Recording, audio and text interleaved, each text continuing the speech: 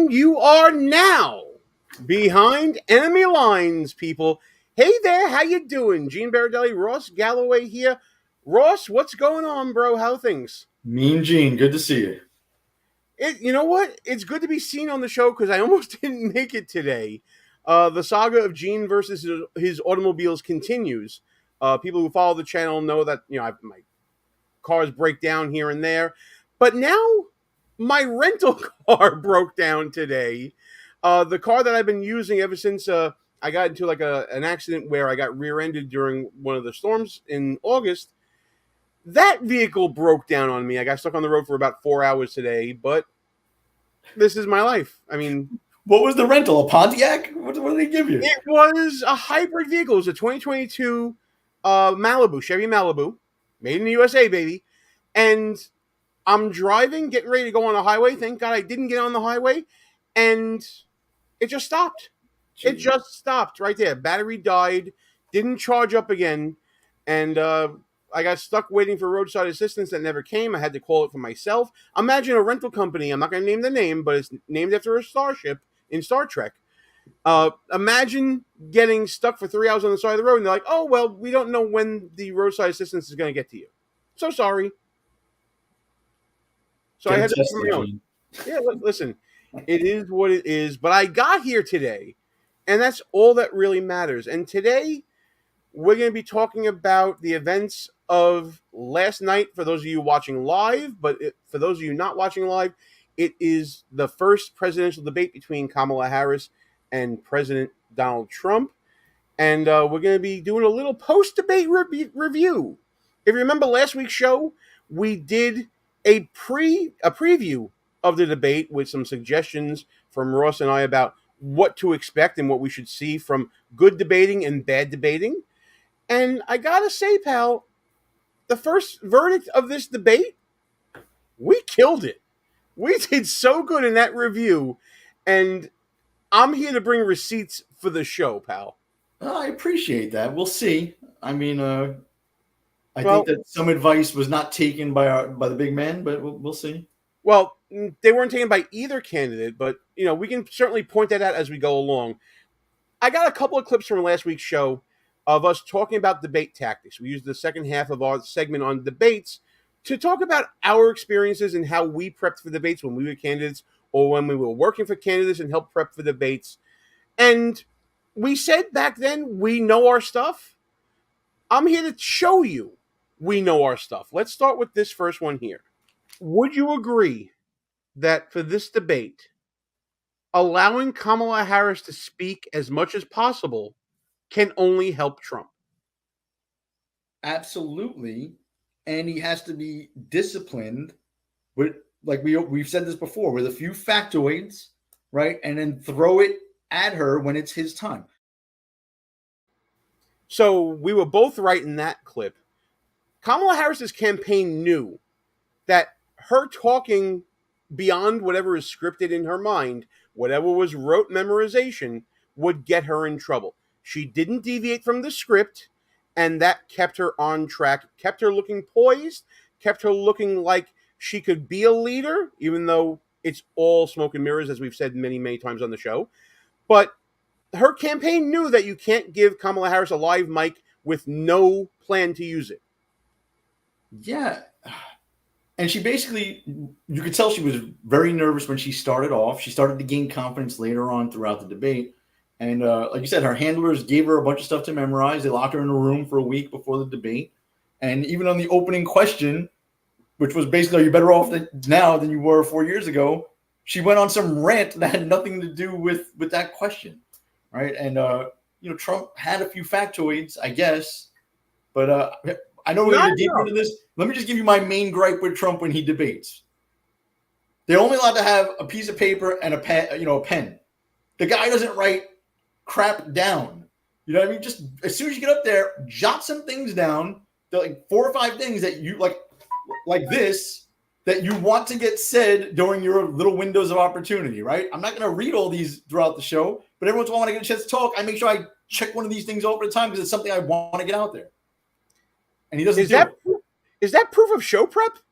there's always a little something going on here. I don't want to slow it down so you can actually see what I wrote. But yeah, you gotta have some ammunition, right? Trump doesn't do that, so he comes off and he goes stream of consciousness every answer. And like I had said in a previous show, when you're in the know, a lot of the things he says make sense because you know the background. But he starts like mid-thought, assuming everyone's at the same level. When you're trying to get these undecided voters, they have no idea what you're talking about half the time. And then when ABC jumps in and says, "Well, that's not true," now you're screwed. That's absolutely correct. I want to play. We have many clips from the debate ready to go, but this one is sort of an example of that stream of consciousness and ill preparation that you're alluding to, that you said last week as well. It's probably the worst moment for Trump in the whole debate. It's the discussion about what plan he has for repealing Obamacare and replacing it with something else.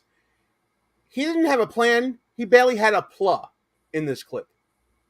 Do is we're looking at different plans. If we can come up with a plan that's going to cost our people, our population, less money and be better health care than Obamacare, then I would absolutely do it. But until then, I'd run it as good as it can be run. So just a yes or no, you still do not have a plan? I have concepts of a plan. I'm not president right now.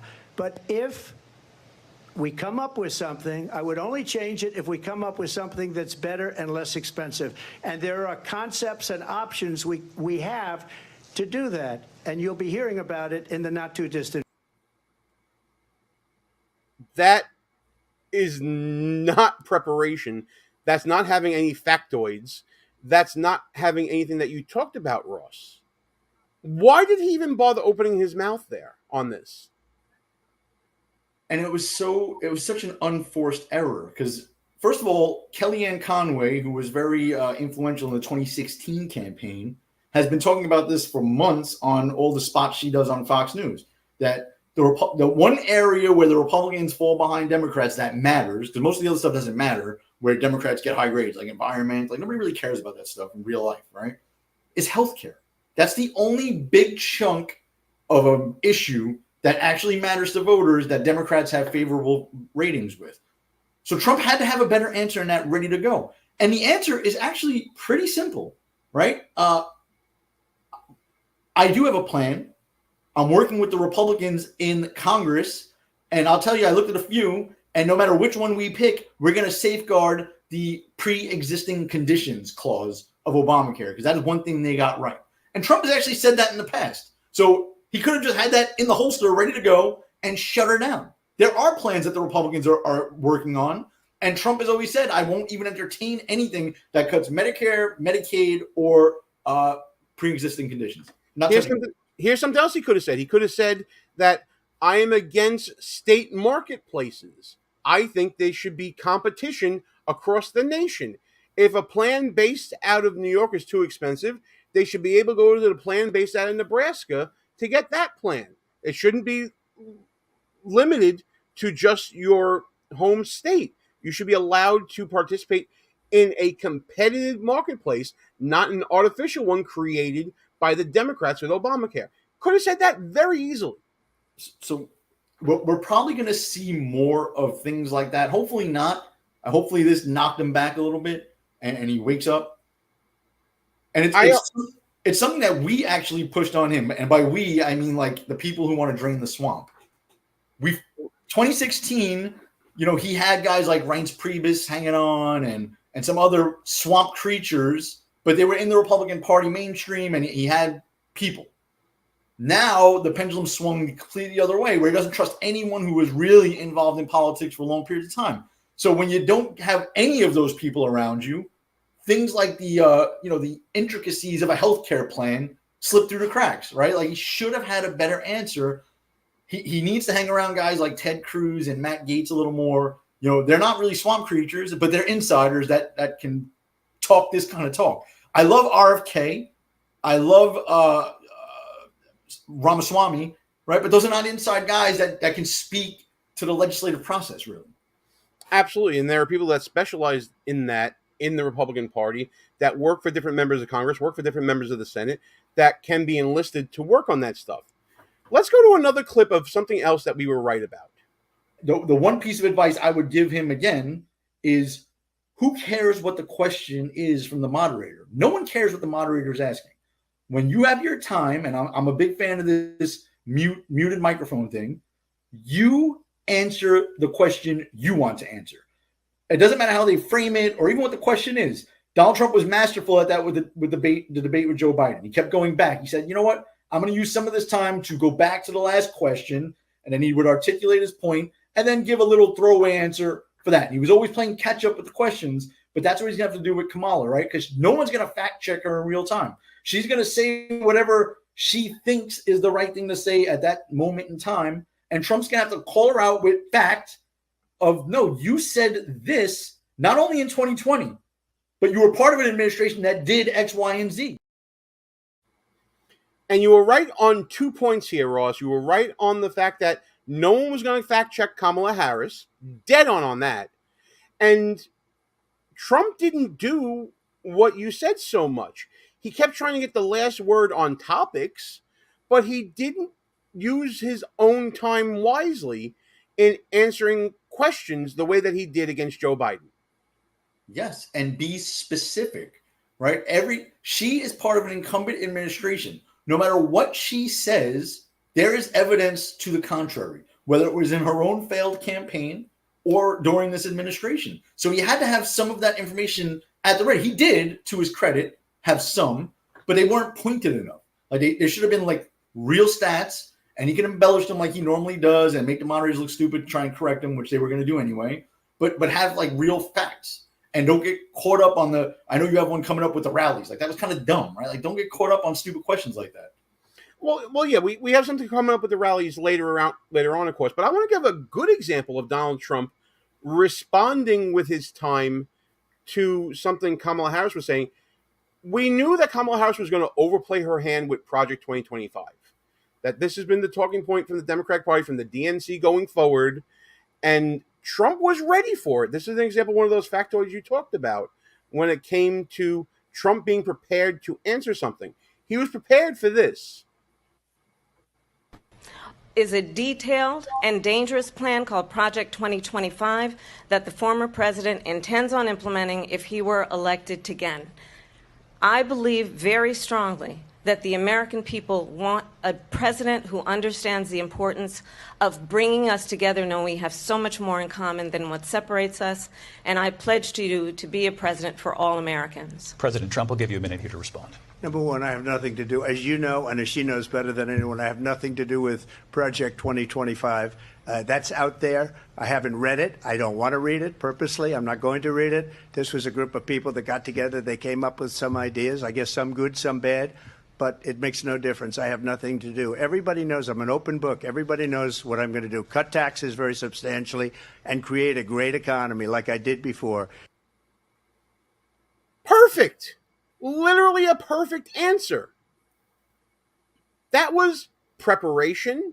That was organization of thoughts. That's the Donald Trump that people want to see. I agree. And that was a pretty good answer, but he's constantly on defense with this Project 2025 thing. He needs to come out on offense. Find some radical plan that the left put together, and the left is incestuous, right? So someone who put together some plan on the left worked somehow tangentially or within the Biden administration at some point, right? Or the DNC or Kamala's own campaign. Find one and start harping on that. And throw it in her face. Put her on the defensive, right? Because the left's plans are way more. I haven't looked at Project 2025 either for a lot of the same reasons that Trump hasn't. I don't want to know what's in there, right? I am curious, and I will eventually. But, he needs to put her on defense. Their plans are truly radical. I can guarantee you anything in Project 2025 is probably not that bad. We're not even looking at it. I can tell you it's probably not that bad. It's written by multiple authors in association with the Heritage Foundation. The Heritage Foundation. They're not that radical. I don't know what they're talking about. And I do know and have met the person that wrote about election reform and voting. I've been on panels with him before on different shows. Hans von Hans, I'm sorry, I can't pronounce your name. I'm going to spell it out in the comments later on. My God, there's something wrong. it's what happened today. I'm sorry, guys. But I do know him and have spoken with him. He is a professor, a very learned man when it comes to elections. Ross doesn't believe me right now, so doesn't matter. But I know. The point is, I know the guy. He's not that radical when it comes to at least election reform. Let's move on, shall we? I think what happened here with Donald Trump is he wasn't measured in different points, especially when things got heated and attacked, and when he became attacked. One of the things you alluded to was the topic of rallies that Kamala Harris brought up. By the way, brilliant attack vector by Kamala Harris going after the vanity of Donald Trump. And when she went after, sizes of rallies, much like the talked about the crowd size of the inauguration and things of that nature, it seemed to get under Donald Trump's skin here. Rallies early out of exhaustion and boredom. And I will tell you, the one thing you will not hear him talk about is you. You will not hear him talk about your needs, your dreams, and your desires.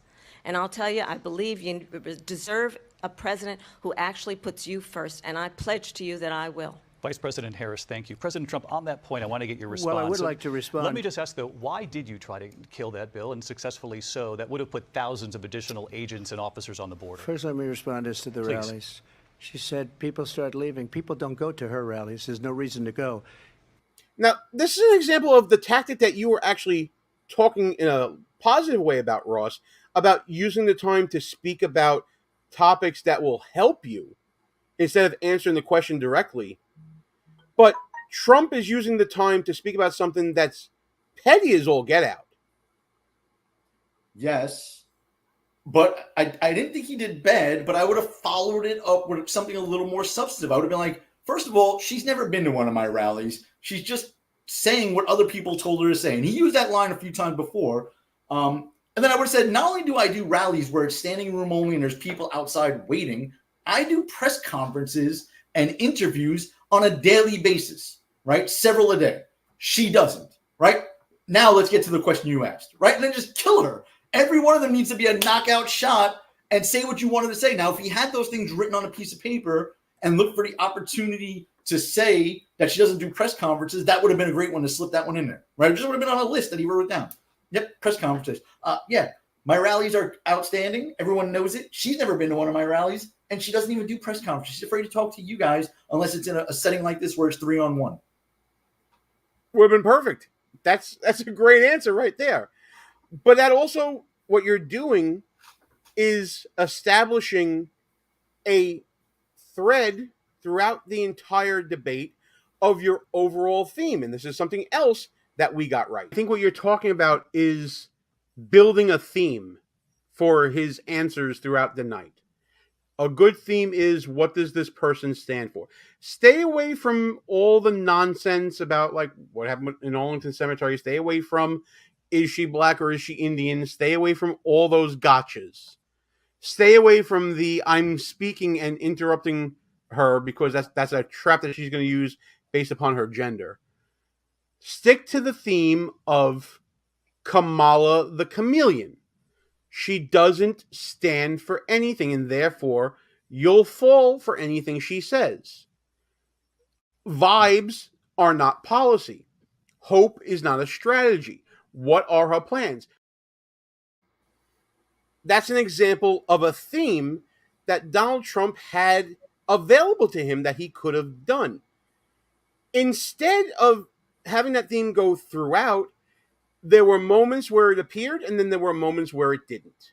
And that was a major problem. You're 100% right. The theme is everything this woman says is fake and fed to her by someone else. And those very same people may be running the country now. And I know he threw a jab at Biden a couple times. Those very same people that are telling her what to say tonight are probably running our country, because we know damn well Biden and Harris are not running a damn thing.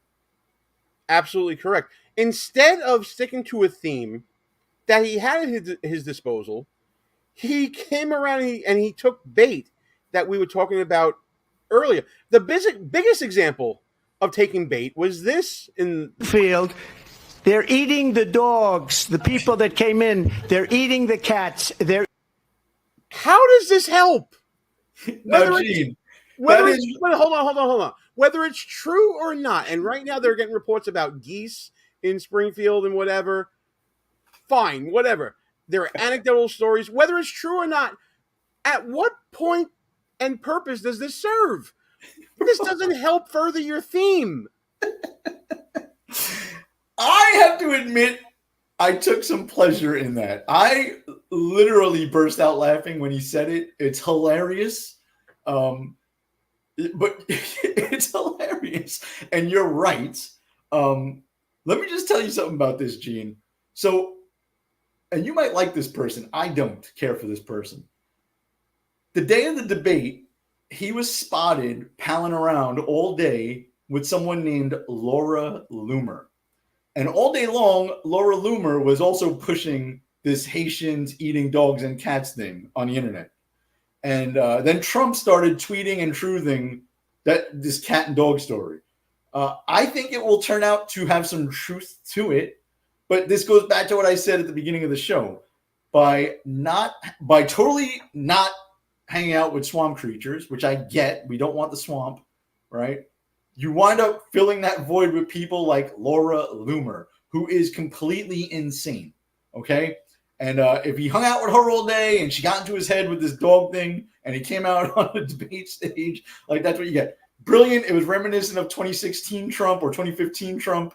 Very funny. But yeah, I don't know what the point of it was. Right, but the point is, when you're hanging out with Lauren Loomer and people like that, you're missing out on what the mission is at this debate. Your base is going to be there. Trump has one of the most fortified bases in the history of American politics. They stick with him through thick and thin. He's always going to be around. They're always going to be around for him. How does this statement help win over an independent voter in one of those 10 battleground states that are out there? It doesn't. I wouldn't go that far, to be honest, because I get it. It was funny. It was a little outrageous. It was classic Trump. But at the end of the day, that I'm trying to dovetail this with the cat lady comment that was attributed to Vance, right? Yeah, the single cat ladies. Yeah, the cat lady thing. I think this hit home because in my circles, I know lots of people who own cats, and they thought of it as a joke when Vance said it, and they were very upset when the internet erupted over Haitian immigrants eating dogs and cats. Right, so I don't know if that played as bad as you think.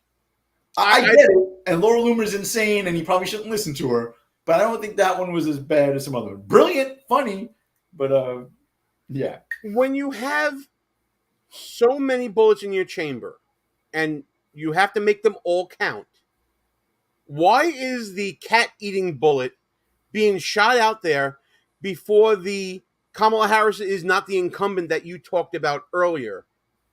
Actually, you talked about last week. I'm going to see if I can find that clip right now, talking about how we were right all the time here. I think it's this one. I want to get your thoughts about the... That's not it. It's in her opening statement, she's going to give her a brief background and her resume again. And she's done this a few times already.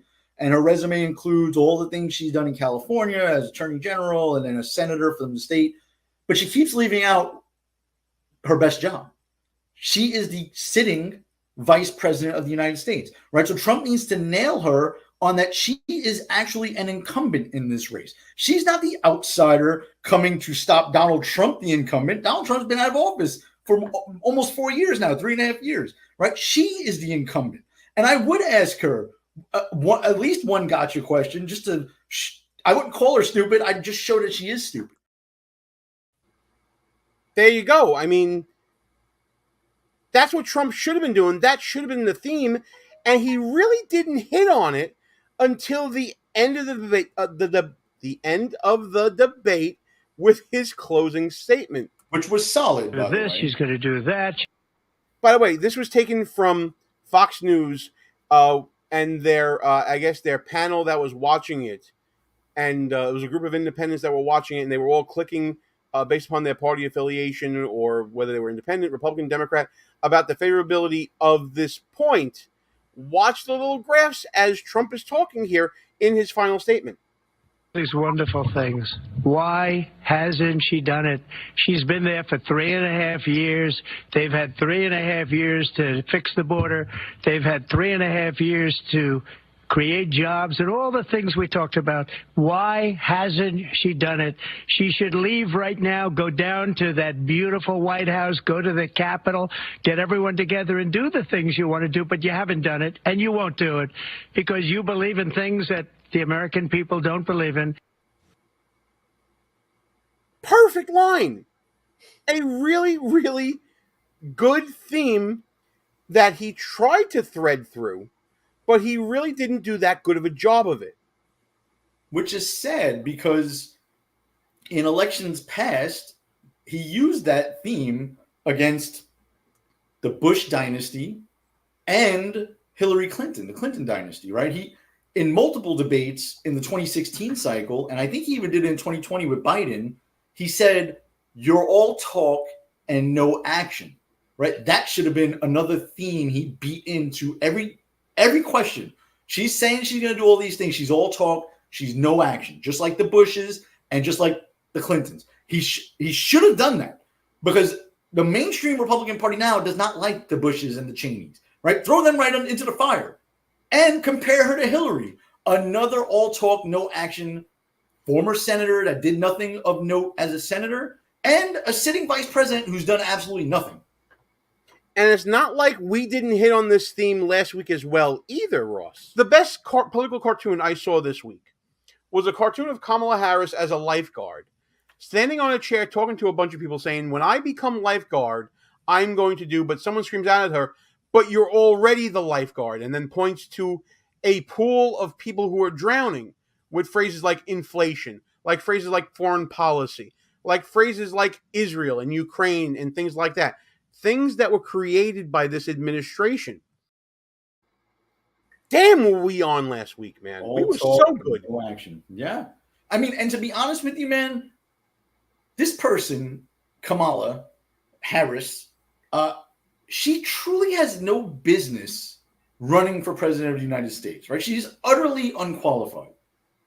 She actually does. She's utterly unqualified to be the vice president, let alone a senator or an attorney general, right? She's uniquely unqualified in a lot of ways. And it's just astonishing to me that so many people think if the race is truly as close as people are saying it is, the country's in worse shape than we thought, to be honest. It certainly is. I said earlier, Trump did hit on this theme at the end of his debate. He sort of also hit on it when it came to immigration as well. We would both leave this debate right now. I'd like to see her go down to Washington, D.C. during this debate because we're wasting a lot of time. Go down to, because she's been so bad, it's so ridiculous. Go down to Washington, D.C. and let her sign a bill to close up the border because they have the right to do it. They don't need bills. They have the right to do it. The president of the United States, you'll get him out of bed. You'll wake him up at 4 o'clock in the afternoon. Right. You'll say, come on down to the office. Let's sign a bill. That was another high point for Trump during this debate. Why wasn't there more of this guy instead of the pet eating guy?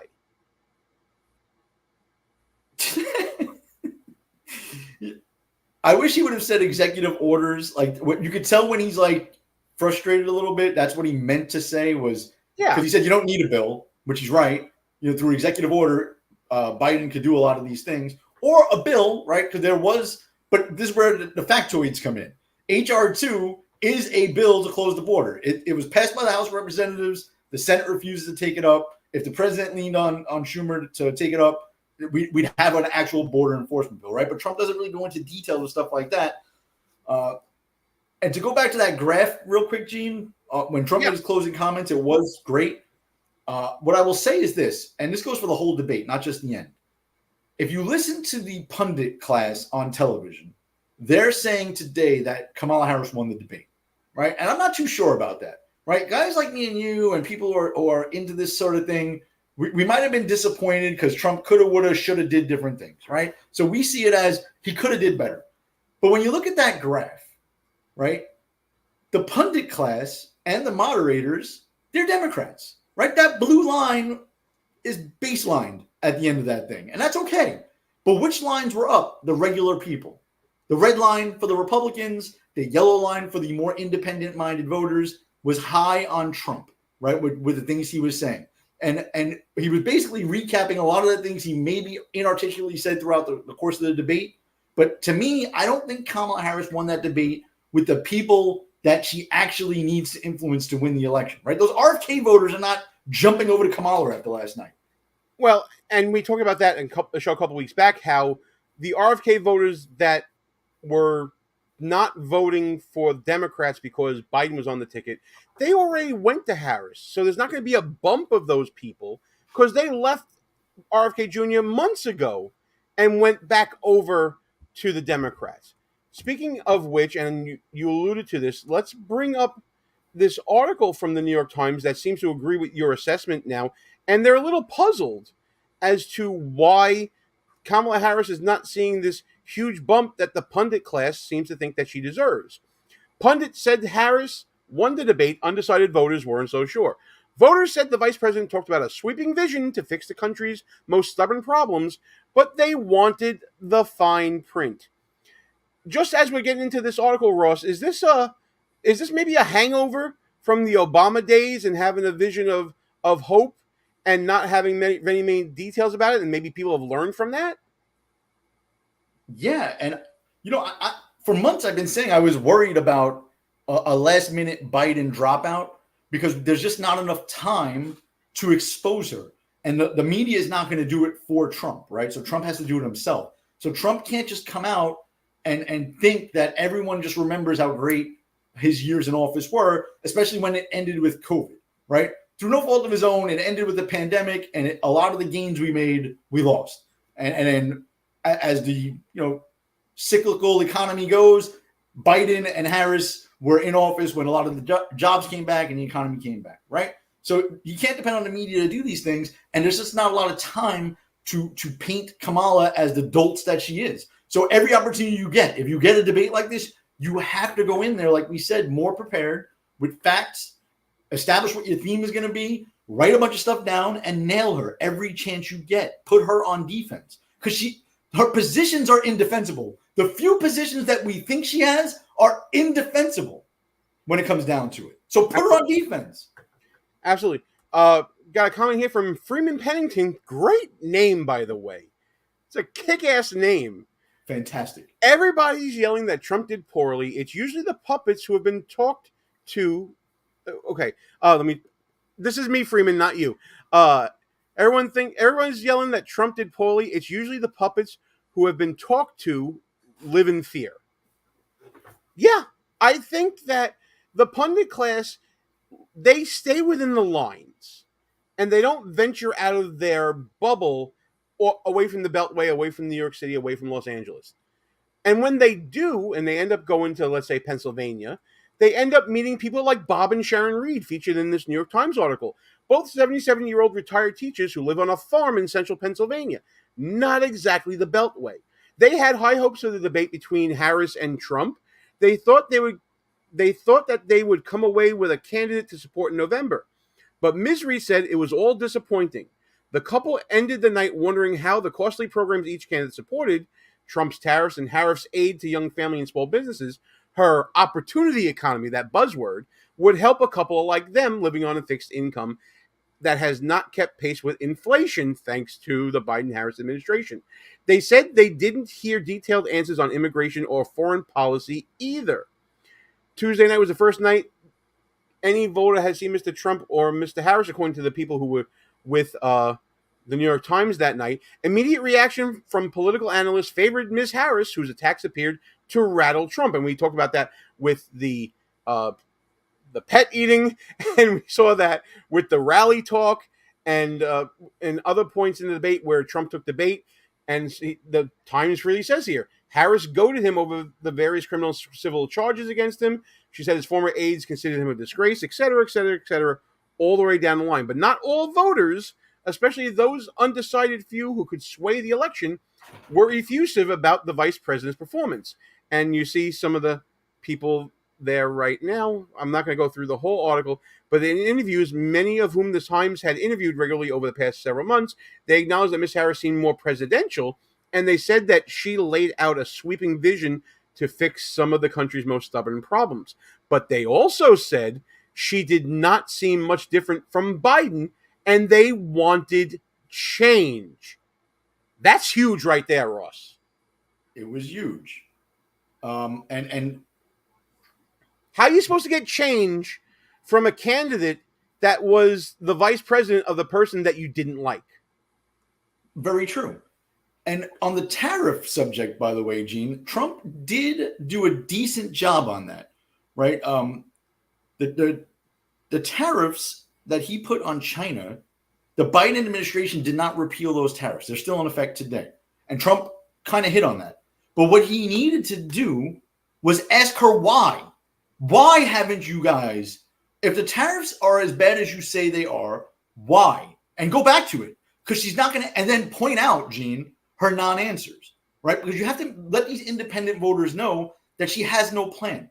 She has no intellect. She doesn't even know what she's talking about, right? So ask her why, and then point out the non-answer. Every time she gave a non-answer, Trump needed to highlight that. I guess she's not going to answer the question. So here's what I'm going to do, right? That would be great. Nice pivot.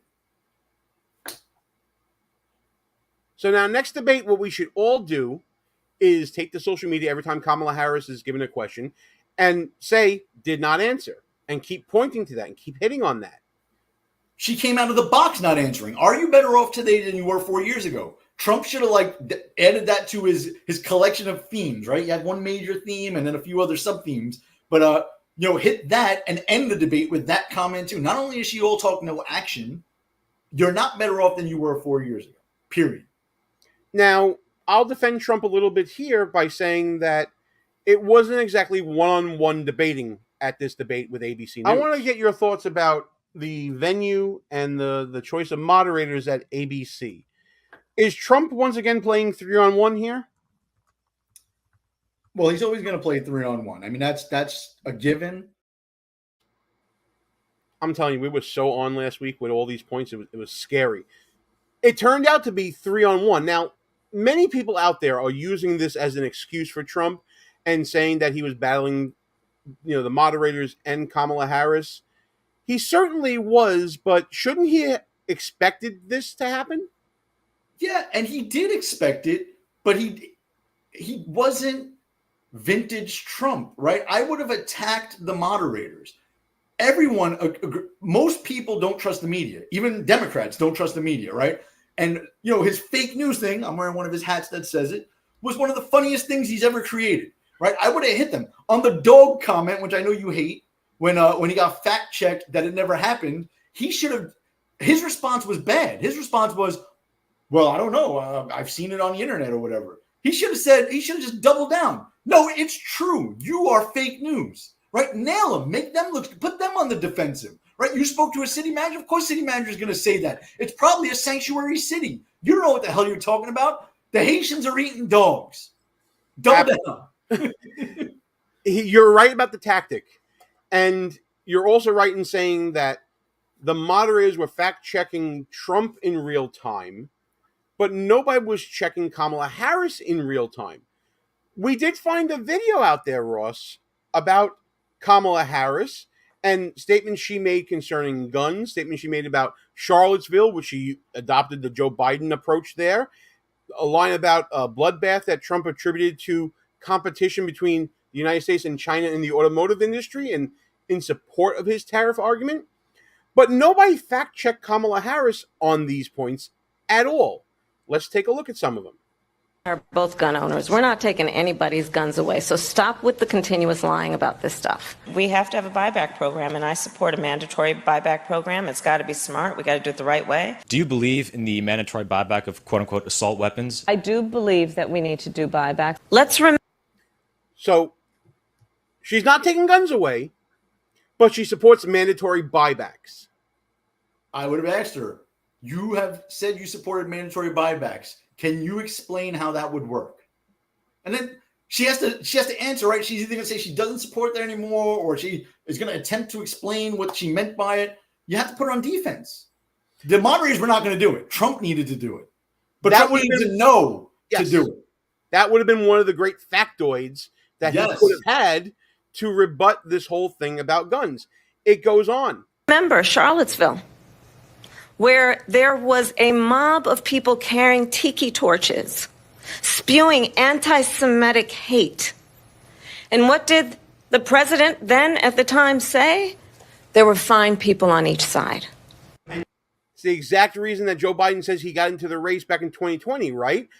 Luckily, we have the full quote in context right here. You had some very bad people in that group, but you also had people that were very fine people on both sides. You had people in that group, excuse me, and you had people, and I'm not talking about the neo-Nazis and the white nationalists, because they should be condemned totally. But you had many people in that group other than neo-Nazis and white nationalists, okay? And this is the most often misquoted thing Trump ever said. And for 4 years now, Democrats have gotten away with it because they only truncate the quote down to the first portion and not the second portion. It's absolutely disgusting. Yeah, just like they did with him on January 6th, right? The man said peacefully and patriotically make your voices heard, right? She's trying to say that, he's being prosecuted for trying to overturn the results of an election. Like, that's ridiculous. They misquote him. They pull things out of context. He should have had a line for that one, too. I got banned from Twitter, right, at the behest of probably government bureaucrats, deep staters, right? And call out the media. Right then and there, I would have said again, are you guys going to fact check this one? I'm pretty sure Snopes even debunked the fine people on both sides story, and Snopes is no right-wing outlet, right? Put it on those two moderators. See what they would have said. So now we've actually done more of a fact check on Kamala Harris than CNN has done in the entirety of their coverage, because they claim she only had one inaccurate statement that they chose to fact check. We found two already, and we're going to find another one as we continue with this clip. Supreme Court had great courage in doing it, and I give tremendous credit to those 6 justices. There is no state in this country where it is legal to kill a baby after it's born. Madam Vice President, I want to get... Oh, I'm sorry. This is a fact check of the fact checkers. The Lauren Five Forehead over there, with her 5 head, she was saying how states don't have any laws that allow a state to kill a child after they're born. Yet, as you'll see right here, just on this part right here, under Tim Walz, and this is true, babies born alive after a botched abortion are left to die, and he removed requirements from the Born Alive Act in Minnesota that would have required doctors to provide life-saving care to those born alive babies. So when the fact checker there, Lauren Davis was her name, is that what it was? I've already purged it from my memory. When she goes out there and says that there's no such laws, there are these laws, and they're in the state of Kamala Harris's running mate. Yeah. And, he needs to be a little more intellectual on this topic as well. I know, and I'm pretty sure, we know what he means when he says these things, right? But I would have said, listen, abortion is a very touchy subject. It's very complicated. It's not in the Constitution. Therefore, the 10th Amendment should dictate that it's a states' rights issue. Things like the Second Amendment, which are in the Constitution, different states have different gun laws, right? So I think abortion should be back in the states.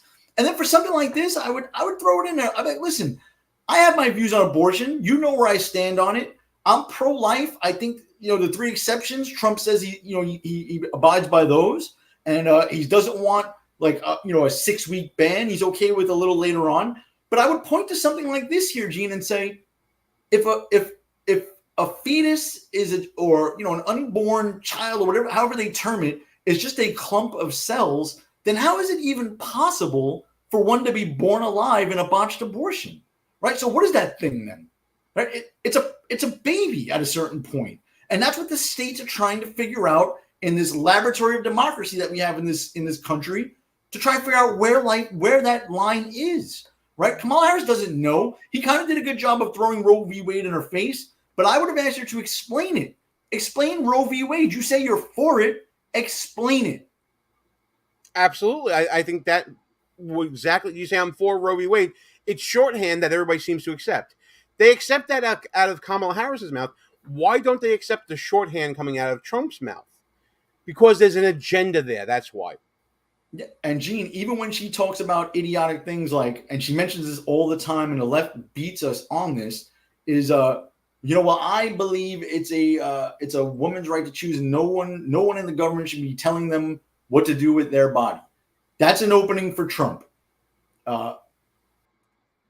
which he stopped talking about it because he knows a lot of us hate it.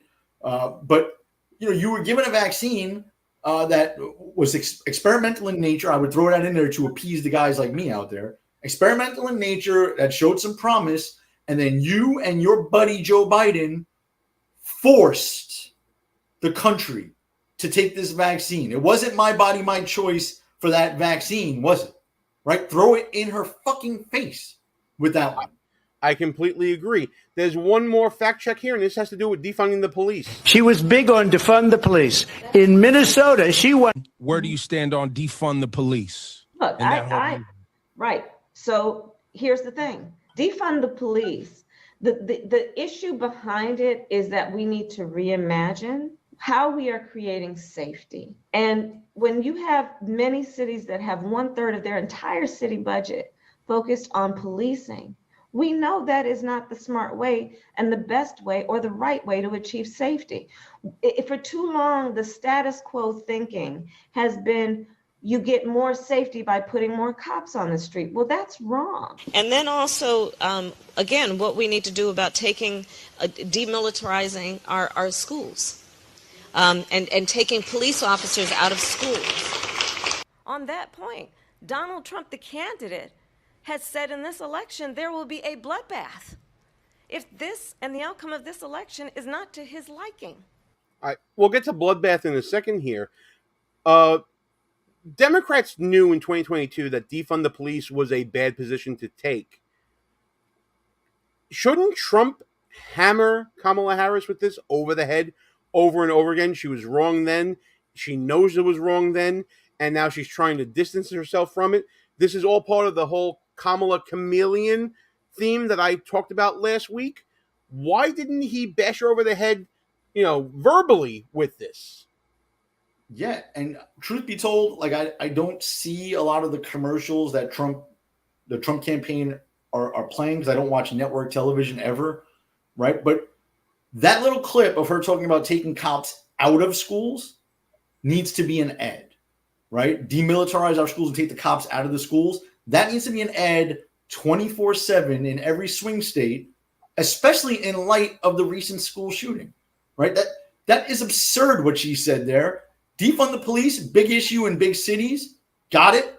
But the school thing comes out of the cities, right? Now you're starting to talk about rural and suburban areas too, where what she said makes no fucking sense and is going to hurt her, but people need to know she said it.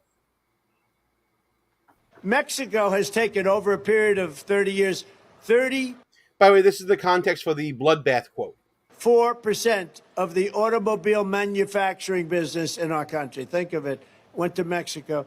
China now is building a couple of massive plants where they're going to build the cars in Mexico and they think that they're going to sell those cars into the United States with no tax at the border. Let me tell you something to China. If you're listening, President Xi, and you and I are friends, but he understands the way I deal, those big monster car manufacturing plants that you're building in Mexico right now, and you think you're going to get that, you're going to not hire Americans, and you're going to sell the cars to us. Now, we're going to put a 100% tariff on every single car that comes across the line, and you're not going to be able to sell those cars. If I get elected, now, if I don't get elected, it's going to be a bloodbath for the whole, that's going to be the least of it. It's going to be a bloodbath for the country. That'll be the least of it.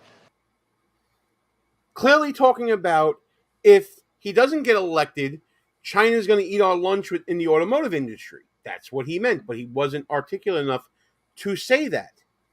I got one more fact check that I couldn't upload before, but I'm going to try to upload it now. that I think Trump had a missed opportunity on when it came to Kamala Harris. And let me see if I can find it right now. But in the meantime, the whole bloodbath comment, Ross, give me your thoughts on that while I'm looking for this clip. Missed opportunity. I would have doubled down on that one. I would have been like, you're absolutely right. It will be a bloodbath if I don't get elected and she is elected to the White House. It will be a bloodbath for our economy and the energy sector and law and order and safety, right? I would have doubled down on it. Use the word again in the context that he used it the first time. Do it again. Right, absolutely. Okay, so I found the clip.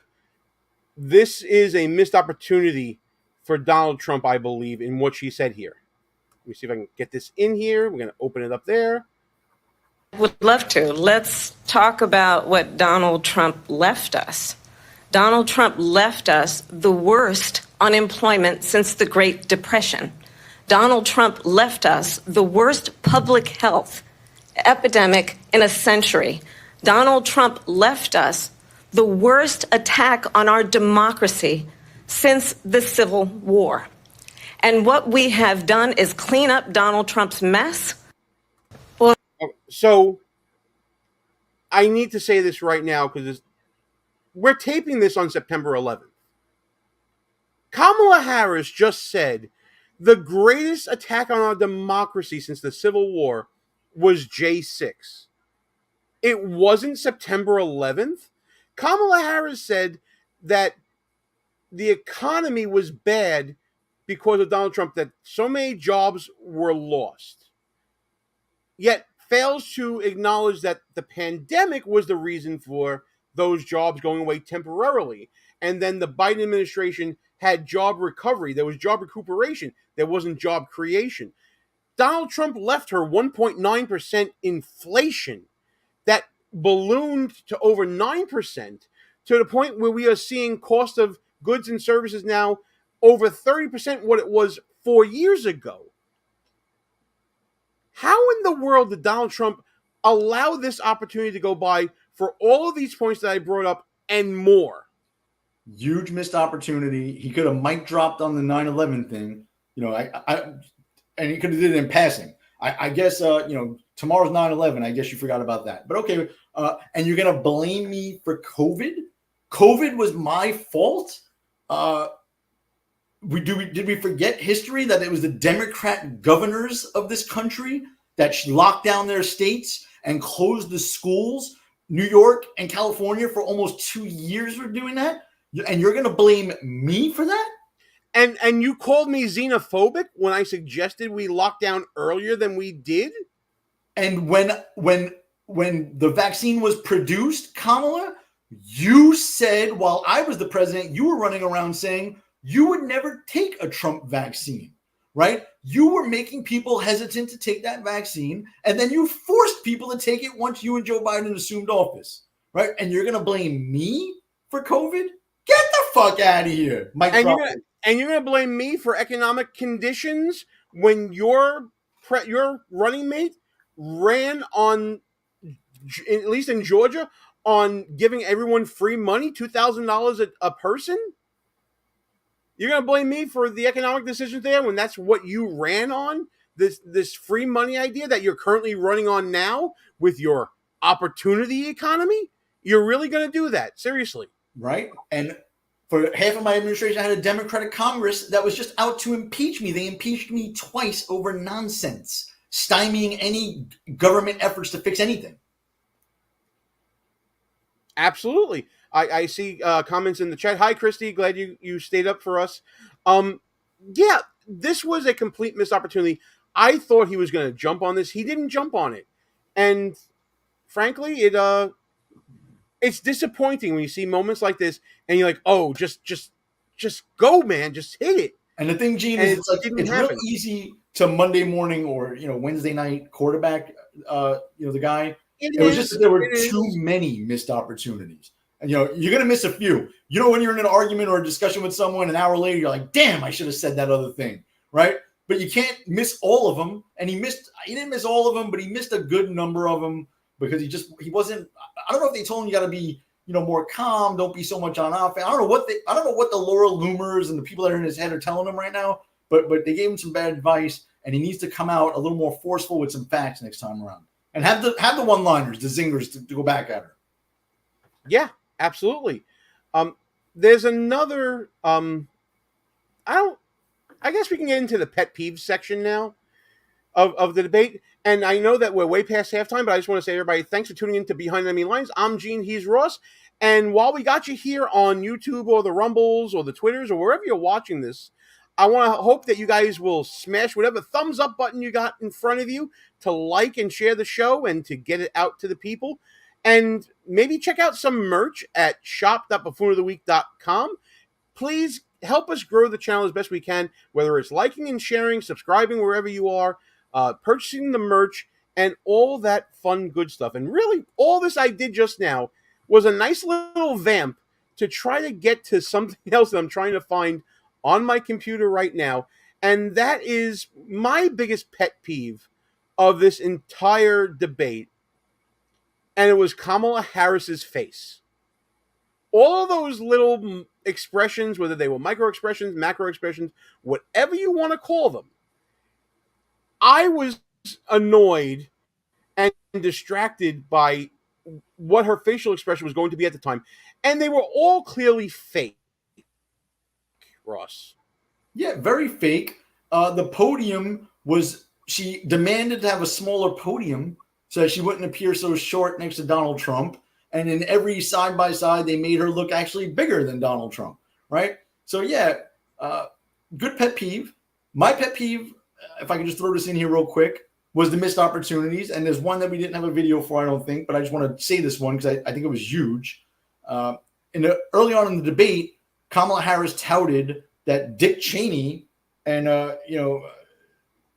former Congresswoman Cheney also endorsed her along with 200 other Republicans, right? Gene, remember when we were involved with the New York Board of Elections, folks?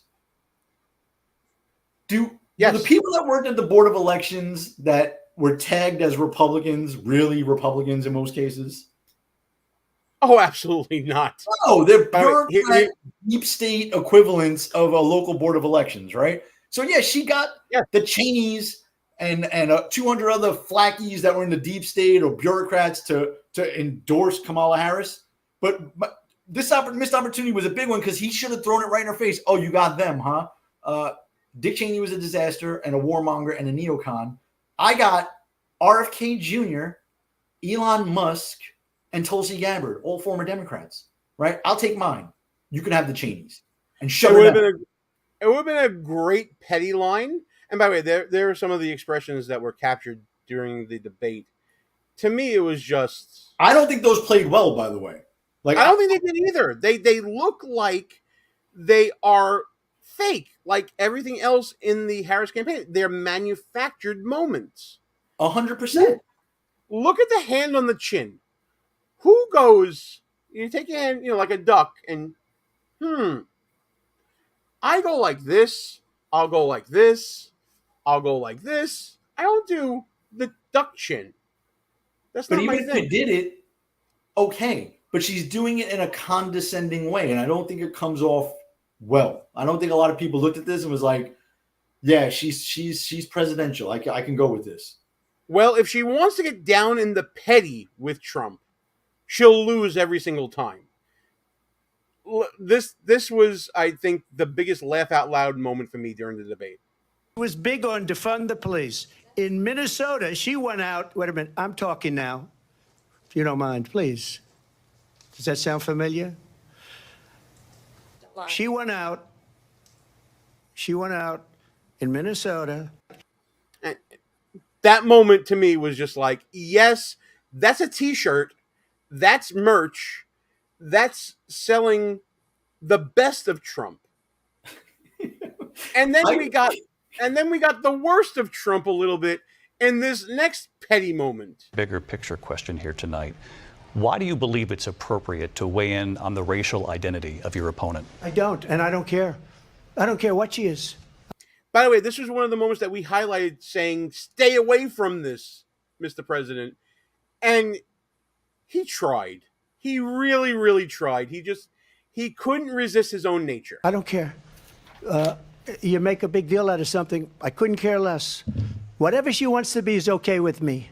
But those were your words, so I'm I asking. don't know. I don't know. I mean, all I can say is I read where she was not black, that she put out, and I'll say that. And then I read that she was black, and that's okay. Either one was okay with me. That's up to her.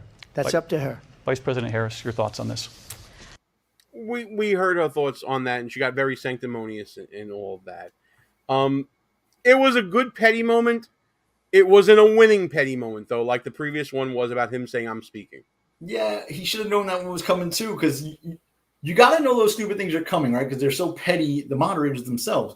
You know, I would have been like, why don't you ask her that question? You know, everything with the Democrats is about race, gender, the color of your skin. I could give two shits less about that kind of stuff. But when she ran for Senate, she said she was the first Asian American senator. Now she's the first black female vice president, right? Like, I don't think the American people care about this stuff, but obviously she and her party do. So ask her that question. It's the virtue signal that everybody on her side loves. And it does appeal to some independents. And maybe this is the best way to round out this part of the show. And we've kept a lot of time in this. We definitely want to end on what we always end on this day, which is a remembrance of September 11th. But maybe it's a matter of balancing audiences. I think Trump and Harris sort of realized, or at least their handlers realized, that they have to balance between fortifying their base, giving them base what they want to see and hear, and winning over independents. I think in 10 days from this show, and I'll clip it for maybe a show coming up in 2 weeks, no one's going to really care what was said about this debate. Our 24/7 news cycle doesn't really allow these things to resonate. They'll remember Trump saying, I'm speaking. They'll remember the stuff about eating pets. They'll remember the stuff about maybe put out or something like that. They won't remember the overall thread of a theme. They'll remember Kamala Harris being sort of speaking in generalities. They'll remember Trump being unhinged. But that's all par for the course. I don't think any of the target audience, the independents out there, the Mr. and Mrs. Reed that we saw in the New York Times article, are going to make any decision based upon this debate. Yeah, I just want to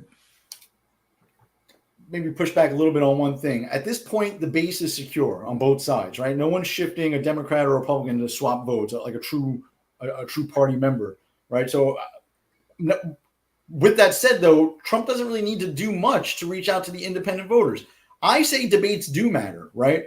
And maybe some people on the left, especially, and even some of the right, who are already entrenched in the person we're going to vote for or with the person we're going to vote for, will have those memories like you just said. Like, yeah, Trump was XYZ, Kamala was XYZ.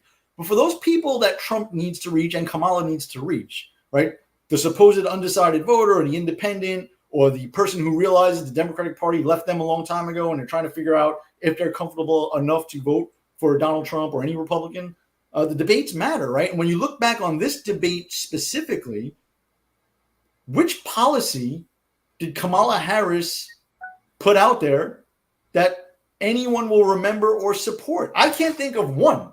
Did she articulate a single thing that she will do?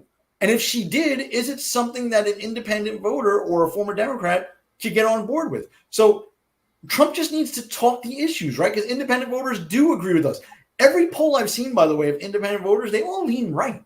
Right? They just are fed up with the Republican Party and, for the most part, the neocon wing of the former Republican Party, the Bush-Cheney, let's get into forever wars over fucking fake things party.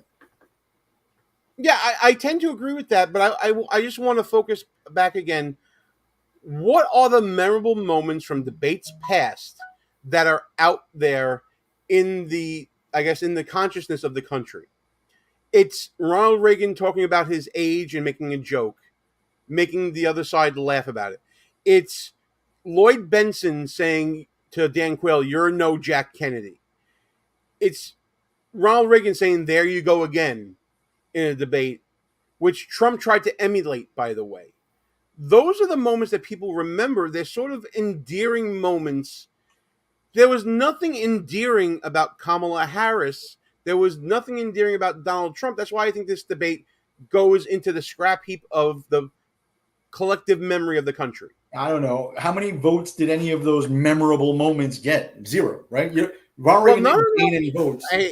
I think the 84 debate with Mondale, the lines from Ronald Reagan helped him win in a landslide in New York, in California, and other places. I think the lines were part of his theme, if you will, right? And it just added more to Mondale's communist, basically, positions, right? And that's what Trump needed to do: build a theme, have some memorable lines, right, to get those memorable quotes out there, but paint her as the person that she actually is. And Reagan was masterful at it. But Reagan also articulated policy positions in both debates in 80 and 84, right? We knew where he stood with the Soviet Union. We knew where he stood on the economy and taxes, right? We don't know where Kamala Harris stands on anything. Trump actually made the point. He's like, I'm an open book. You know what I'm going to do if you elect me, which is great. We do. But those independent voters don't, right? They might just be looking at Trump for the first time because the left has gone so far left. So he has to articulate those points a little better to them and explain it. Don't start mid-thought, stream of consciousness. Right. And here's the good news for Trump. He is going to be so out and about talking to everyone and anyone at every rally, and it's going to be covered in the news, and he's going to have surrogates like RFK Jr. out there talking to those people who may be leaning like that he's not doomed by any perceptions from this debate, which, by the way, I am willing to concede that when you look at different clips instead of looking at the entirety of it, it ages better for Trump than it does for Harris. Because at least, as RFK Jr. pointed out, Trump was more substantive, Harris was more polished in presentation, but couldn't compare to Trump actually saying things that were meaningful. Yeah, I agree. And, he might have underestimated her a little bit, right? Because it's real hard, man. If a boxer fights a real scrub and wins handily, like Trump did with Biden in that first debate, and then goes up Mike Tyson, not Mike Tyson because she's no Mike Tyson, but goes against a decent fighter that's in his prime, you're going to have a problem the second time, right? He might have went in underestimating her. I got your analogy. Your analogy is after Mike Tyson has started beating all these scrubs that were really bad, and then comes up against a journeyman named Buster Douglas. There you go. Better. And gets beat that one time. And then comes back, praise be to Allah, comes back out of prison and is just a monster. Maybe that's the way Trump comes out. In this second debate that Kamala Harris is saying is going to happen, which to me is a complete tactical error. If you were Kamala Harris, do you do a second debate? No, you got to be like George Costanza and leave on a high note. You know what I mean? Or you got to be, better analogy. I'm going to do it again. You got to be like Jerry Seinfeld and be like, I choose not to race. Yeah, I agree. Like, where are they going to do the second debate? You know what I mean? Who's going to be the moderators? It's going to be the same crap again. Anyway, for Trump is the one now saying, I don't know, maybe, I don't know. I think they should do another debate, by the way. 100%. I absolutely think they should. I mean, we're used to getting 3 debates a year, except for the last cycle, we got 2. Yeah, and don't underestimate her, right? She is an empty suit, but she is a suit. She is a trained lawyer, right? She must have spoke in a courtroom at least a few times, and I'm sure in law school you have to do some kind of mock hearings and speak. Yes. And she's trained at memorizing all of the high points of her argument. Absolutely. So if a Biden, couldn't string 2 words, forget about sentences together, he couldn't string a couple of words together. He went against that guy last time, and now he's going against someone who is at least trained and has the ability to speak, even if it's nonsense, word salads and no substance, she can speak. So I think I kind of threw Trump off a little bit. So he's got to come in better prepared. Oh, yes. The preparation is key. And I think that's what we'll leave off the discussion about the debates right now. Because, we're going a little overtime here because it is September 11th. We are both native New Yorkers, even though we're not in New York City anymore. And we typically discuss, as New Yorkers, today has special meaning. I'm not going to say that it doesn't have across the country. But for those of us who experienced it, it's got something of a more deeper meaning that can't be explained unless you're another New Yorker. But we're going to try to do our best to briefly, in our final thoughts here tonight, talk about the meaning of this day for us. And I know it hits home for you, Ross, because you were downtown on September 11th, and then in the aftermath thereof. Yeah, and personal experience aside, it was just I saw on the internet today somebody wrote, there was a world prior 9/11 and then there's a world post 9/11. I think that was a great way to put it. And I could only imagine it was very similar to like the World War II era Pearl Harbor, catastrophe attack on us, where, it was such a change that happened and it was so poignant, right? In New York City, as horrible of a place as that place was and is, 9/11 probably brought out the best in people. There were no widespread riots or looting. The city really came together and did the right thing. We had a great mayor at the time, Rudy Giuliani. We had Governor Pataki as our governor. The right people were in the right place at the right time. And I don't know what happened. It's said that 23 years later, we're nowhere near where the unity that we had back then. And I guess that's just par for the course in the way it happens. I hope another tragedy like that never happens again. But it was a hell of a time to be alive, and a lot of us are getting old now. Kids are in the military now who weren't even born during that time. People are, were babies, are serving in Congress now when that happened. How old is AOC? What was she, 10 years old when 9/11 happened? Like, who knows? Like, it's just crazy. Yeah. And what's even crazier is, as time has continued to pass, the idea of never forget remains. But the actual follow-through of never forgetting is waning. It's become a slogan. It is not, obviously with the passage of time, it's not nearly as visceral as it was back then or even in the years that followed. There is a loss of vigilance in our society as well that I think is a byproduct of the divisions within our society.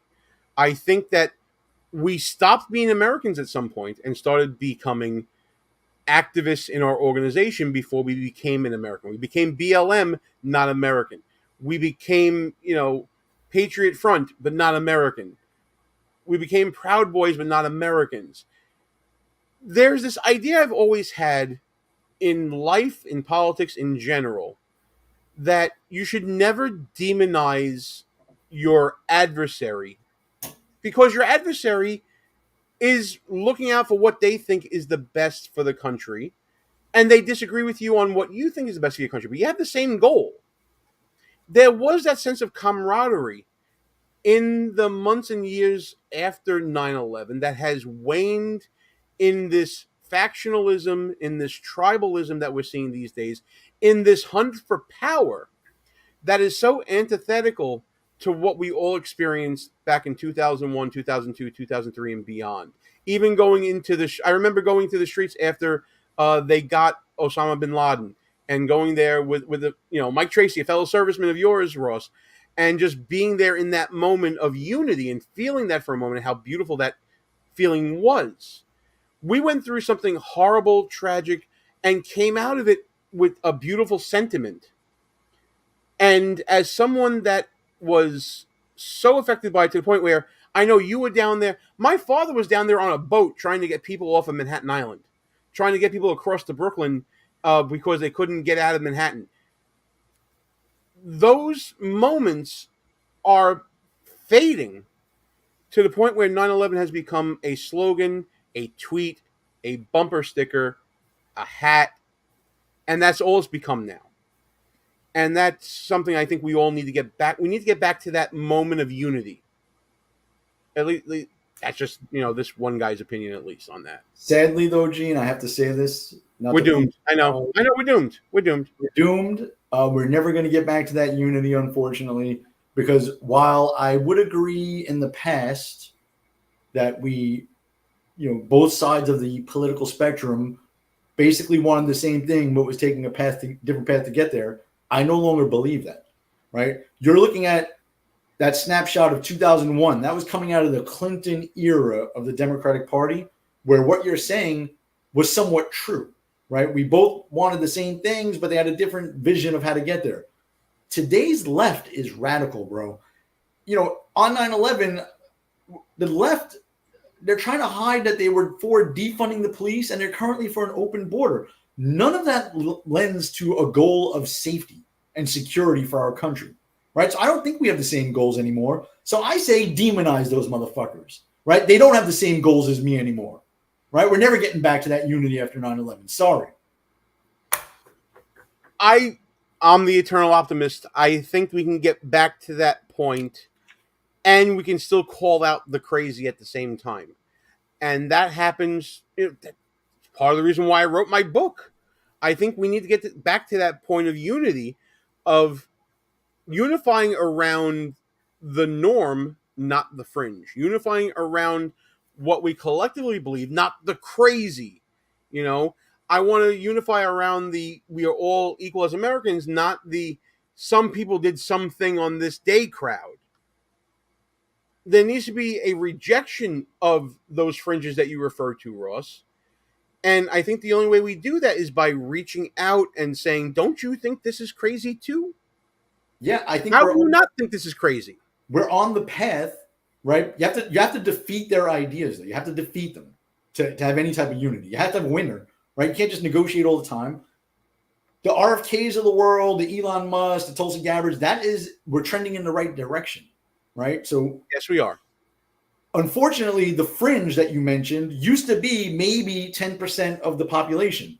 Now, the base of the Democratic Party, which probably makes up 30% of the population, are hardcore leftists, right? The other 10 to 20% that votes Democrat don't know what the hell is going on. They've just been Democrats their whole lives. But there is a hard, the squad is about 30% of the Democratic Party now, right? So you're not going to ever get the unity of the whole country. So just get that out of your head. If we can get to 55%, 60%, which gives us a comfortable margin in national elections and statewide elections, I'll take that, right? We're never going to get 75% of the country to agree on anything anymore because about a third of us are mentally ill. This is why you're my DEI hire. You give me hope, and then you take it all away from me again. So, yeah. Fine. Listen, we obviously all this means is that we all got a lot of work to do. And I think tonight, Ross, our work here is done. I appreciate you hanging out a little later with me, brother, and commemorating and remembering this event. What do you say? You think it's time to shut this sucker down? It is time to shut it down. I just have one more thing I want to throw in there because I'm hoping by next week we're going to talk about this a lot more. TikTok, Mayor Adams of New York City. The walls are closing in. For those of you guys listening, go look it up. The feds are closing in. An NYPD commissioner and some of his top aides also had their phones seized, and they are under suspicion of dealing with, guess which country's foreign agents? China. Here we go, boys. Buckle up. Hopefully it'll be next week. And I'm going to take your white pill and I'm going to black pill it now and say, if and when something does happen with Eric Adams, enter Andrew Cuomo into the mayoral race in the People's Republic of New York City. Oh, they're doomed. Fuck them. And with that, it's time to shut this sucker down. Ladies and gentlemen and everybody in between, thank you so much for tuning in to Behind Enemy Lines, the special post-debate edition. I had a blast talking about this with you. I hope you guys enjoyed it as well. Thanks so much for showing up. And until next week at 9 p.m. Eastern Time, we are out of here, baby. Play our motherfucking theme song.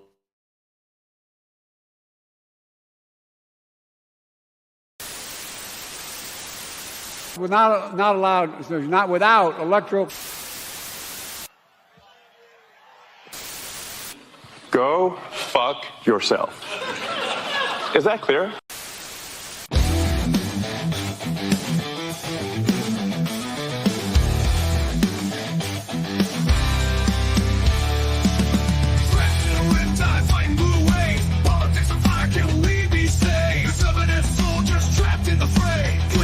Teeth, don't let them have sway.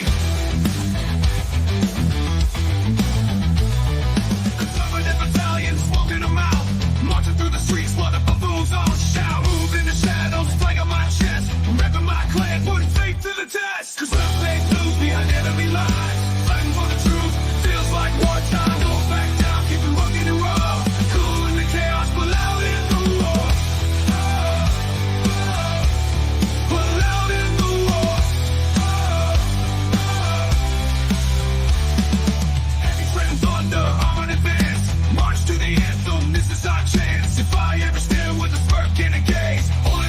sword in this Democrat cage.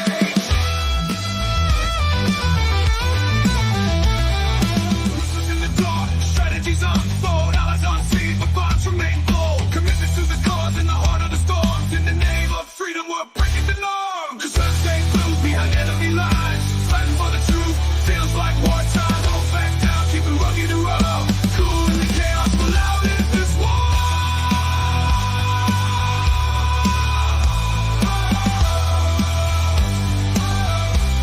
We're loud in this war.